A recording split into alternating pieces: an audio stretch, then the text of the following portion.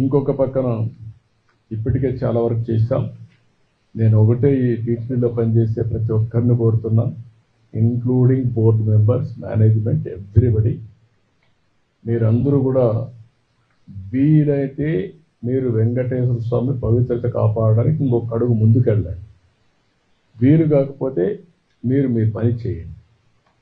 కానీ అపచారం జరిగే పరిస్థితి కానీ, అపవిత్రం చేసే పరిస్థితి కానీ, మీ వ్యక్తిగత ప్రయోజనాలు చేసుకోవడం కానీ ఇక్కడ జరగకూడదని చాలా స్పష్టంగా చెప్పాను.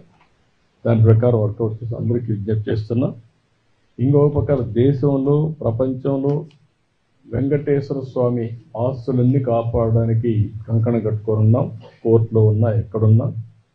అదే మరికి నేను ముందే చెప్పాను, వెంకటేశ్వర స్వామి దేవాలయంలో పనిచేసే వ్యక్తులు ఓన్లీ హిందూస్గానే ఉండాలి. ఎవరైనా క్రిస్టియన్స్ కానీ ఇతర మతస్థులు ఉంటే వాళ్ళందరికీ ఎవరిని మనోభావాలు దెబ్బతినకుండా గౌరవప్రదంగా వాళ్ళు రీహాబిలిటేట్ చేస్తాం. అదే మరిగా క్రిస్టియన్ ఆర్గనైజేషన్స్ కానీ, ముస్లిం ఆర్గనైజేషన్స్ ఉంటే అక్కడ కూడా హిందూస్ పనిచేయకూడదు అనుకున్నప్పుడు అక్కడ కూడా పనిచేయకుండా వాళ్ళ మనోభావాలు కాపాడుతాం. నేను I made it very clear. దానికి కట్టుబడి ఉన్నాం. ఆ చర్యలు తీసుకోమని కూడా మన వాళ్ళందరికీ కోరుతున్నా. ఇంకొక పక్కన దేశంలో ఉండే అన్ని రాజధానుల్లో వెంకటేశ్వర స్వామి దేవాలయం కట్టాలనేది ఒక నిర్ణయం, ఒక సంకల్పం చేశాం. దాని ప్రకారం అందరికీ విజ్ఞప్తి చేస్తున్నాం. అక్కడ ముఖ్యమంత్రి కూడా రాస్తాం. వాళ్ళు కానీ ముందుకు వస్తే వెంకటేశ్వర స్వామి దేవాలయం భారతదేశంలో ఉండే అన్ని రాష్ట్ర రాజధానుల్లో కట్టాలనేది ఒక ఆలోచన. ఈ ఆలోచన టీటీడీ కూడా వర్కౌట్ చేసి ముందుకు తీసుకెళ్తారు. అదే మరి విదేశాల్లో కూడా, ఒక మన దేశంలోనే కాకుండా విదేశాల్లో కూడా చాలామంది హిందువులు ఇదయ్యారు. ప్రపంచంలో ఉండే హిందువులకి ఒక ఆలోచన ఉంటుంది, కలియుగ దేవుడు వెంకటేశ్వర స్వామి ప్రతి ఒక్కరూ ఒకసారి కానీ ఎక్కువ సార్లు కానీ ఇక్కడికి వచ్చి దర్శనం చేసుకోవాలనేది ఒక సంకల్పం. రెండో సంకల్పం, ఎక్కడికక్కడ టెంపుల్స్ ఉంటే ఆ టెంపుల్లో పూజలు చేసుకుంటూ వాళ్ళు ముందుకు పోయే పరిస్థితి వస్తుంది. వెంకటేశ్వర స్వామి ఎక్కడుంటాడో అక్కడ ఆరోగ్యం బాగుంటుంది, మనుషులకి స్ట్రెస్ ఉండదు.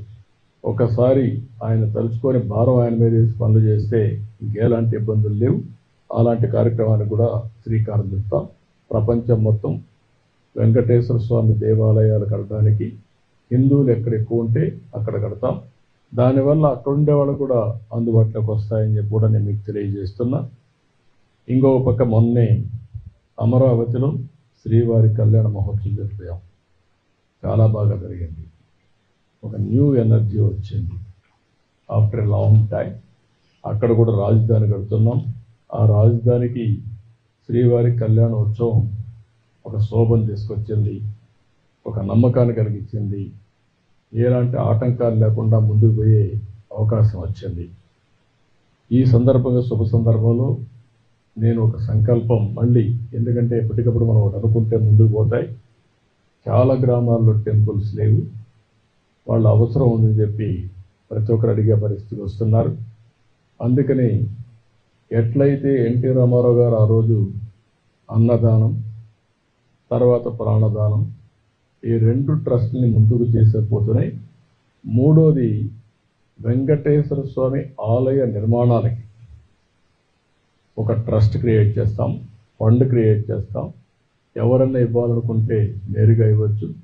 శ్రీవాణి నుంచి వచ్చిన డబ్బులు కూడా ఆ ట్రస్ట్లో పెట్టి పగడ్బందీగా మొత్తం టెంపుల్స్ నిర్మాణానికి, ఆ టెంపుల్ మేనేజ్మెంట్కి ఖర్చు పెడతాం. ఈ రెండు కూడా ఒక మూడో కార్యక్రమం కింద వస్తుంది. ఇది ఇంతవరకు చేసింది మానవ సేవ కోసం 2 కార్యక్రమాలు చేసాం. అన్నదానం, అది అయిన తర్వాత ప్రాణదానం. మూడోది మాధవ సేవ కోసం ఈరోజు ఆలయ నిర్మాణాలకి ఫండ్ కూడా మొబిలైజ్ చేస్తాం. ఈ ఫండ్ని ఎక్కడికక్కడ ఇప్పుడు ఉండే డబ్బులు ఖర్చు పెడుతున్నాయి. సిస్టమేటిక్గా ఇంకా ఫండ్ రేజ్ చేసి ఆ ఫండ్ అంతా కూడా ఖర్చు పెట్టి ఎక్కడైతే వెంకటేశ్వర స్వామి సేవలు చేయాలనుకున్న ప్రతి ఒక్క వ్యక్తికి ఇది ఉపయోగపడే పరిస్థితి వస్తుంది. శ్రీవారి సేవకులు ఉన్నారు, శ్రీవారి సేవకులు కూడా ఇంకా పగడ్బందీగా తీసుకొస్తాం. ఇది కూడా నా ఆలోచనే. ఒకప్పుడు పుట్టపర్తి సాయిబాబా సేవకులు ఉండేవారు. వారిని చూసిన తర్వాత నాకు అనిపించింది మనం కూడా శ్రీవారి సేవకులను పెట్టాలనుకున్నాం, పెట్టాం. దానివల్ల కొంతవరకు ఉపయోగపడే పరిస్థితికి వచ్చింది. దాన్ని ఇంకా ఆర్గనైజేషన్ స్ట్రీమ్లైన్ చేసి ఇక్కడ కానీ లోకల్గా ఉండే టెంపుల్స్ కానీ వీళ్ళు సేవ చేసే పరిస్థితికి వస్తారు. తద్వారా అక్కడ పనిచేస్తూ ఉంటారు. దేవుణ్ణి తలుచుకోవడం వెంకటేశ్వర స్వామి దగ్గరికి వచ్చినప్పుడు తలుచుకోవడమే కాదు, దేవుణ్ణి ఎక్కడికక్కడ ఎక్కడున్నా తలుచుకుంటే తద్వారా వీరికి అందరికీ ఒక సుఖ సంతోషాలే కాకుండా ఒక ఎనర్జీ ఇస్తుంది, స్ట్రెస్ ఉండదు. ఈ విషయాలు మీరు గుర్తుపెట్టుకోవాలని కోరుకుంటూ ఈరోజు 3వ కార్యక్రమానికి ఆలయ నిర్మాణ నిధి, వెంకటేశ్వర స్వామి ఆలయాల నిర్మాణ నిధి ఏర్పాటు చేస్తాం. ఇంత ముందు చేసింది అన్నదానం, ప్రాణదానం, ఆలయాల నిధి. దానం అంటామా, నిధి అంటామా, వాడు ఇచ్చే దీన్ని బట్టి ఆ పేరు కూడా వర్కౌట్ చేయమంటున్నాను. మంచి పేరు పెట్టి వెంకటేశ్వర స్వామి ఆలయాల నిర్మాణం అంటే బాగుంటుంది అనుకుంటే ఆ పేరు పెడతాను. అంటే ఇంకా మంచి పేరు తెచ్చుకోండి. అప్పుడు కూడా ప్రాణదానం స్పాంటేనియస్గా అనౌన్స్ చేశాను. ఆ రోజు ఆది కేసులో ₹1 అక్కడే ఇచ్చారు. అట్లా ఒకసారి ఎమోషన్లో వస్తాయి, సెంటిమెంట్గా వస్తాయి. దట్ ఈజ్ మై సెంటిమెంట్ ఈ వెంకటేశ్వర స్వామి పైన. కాబట్టి అది చేస్తా అని తెలియజేసుకుంటూ, 3వది ఆలయాల నిర్మాణం.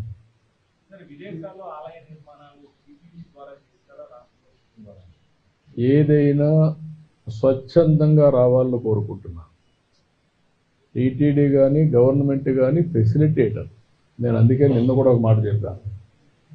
ఆంధ్రప్రదేశ్ రాష్ట్రానికి 3 విషయాల్లో మీరు చూస్తే, ఒకటి వెంకటేశ్వర స్వామి ఇక్కడ నెలకొల్పడం, 2 కూచిపూడి డ్యాన్స్ ఈ రాష్ట్రంలో వచ్చిన వారసత్వ సంపద, 3 ఇటీవల కాలంలో అరకు కాఫీ కూడా ప్రపంచం మొత్తం వెళ్తా ఉంది. ఒక ట్రైబల్ ఏరియాలో ఆర్గానిక్ కాఫీ ప్రపంచం అంతా వెళ్తా ఉంది. ఇలాంటి వారసత్వ సంపదని ప్రమోట్ చేయడం మన బాధ్యత. అందుకని ఈ 3 కూడా ప్రమోట్ చేస్తాం. నేనే అరకు కాఫీ పేరు కూడా నేనే పెట్టాను. ఈ 3 డికేట్స్లో అది ఈరోజు ప్రపంచం మొత్తం వెళ్ళే పరిస్థితికి వచ్చింది. ఇలాంటి మంచి కార్యక్రమాలు ఎప్పుడు కూడా ఆలయాలు చేసేది ప్రభుత్వం లేకుంటే దేవాలయం కాదు, ప్రతి ఒక్కరు కూడా చేయాలి.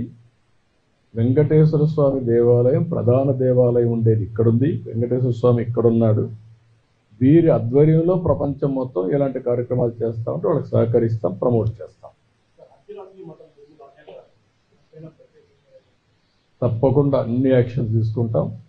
ఎక్కడైనా సరే వెంకటేశ్వర స్వామి ఆస్తులు ఎవరు కబ్జా చేయాలనుకున్నా చేసినా మళ్ళీ అవన్నీ తీసుకొని దేవునికి అప్పచెప్పే బాధ్యత తీసుకుంటాం.